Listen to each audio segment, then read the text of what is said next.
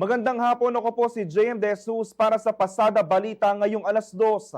Muling bubuksan ng Commission on Elections o COMELEC ang voter registration para sa Barangayan Sangguniang Kabataan Elections o BSKE mula August 1 to 10 kahit hindi pa tiyak kung matutuloy ito ngayong taon.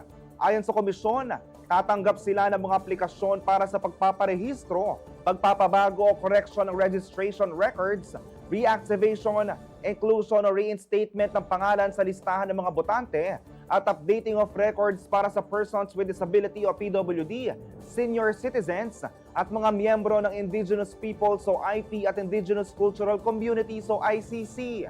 Magiging bukas ang registration centers mula Lunes hanggang Linggo, alas 8 ng umaga hanggang alas 5 ng hapon, kasama na ang mga holiday, maliban na lamang kung may abisong kanselasyon mula sa COMELEC. Kasabay nito, isasagawa rin ang Registration Anywhere program sa National Capital Region at piling bahagi ng Region 3 at Region 4A mula August 1 hanggang August 7 upang mas mapadali ang pagpaparehistro ng mga botante sa mga lugar na malayo sa kanilang permanent address. Samantala, sa ngayon ay hinihintay pa rin ang pirma ni Pangulong Ferdinand Marcos Jr. sa panukalang batas na magpapaliban sa BSKE mula December 1, 2025 patungong unang Lunes ng November 2026.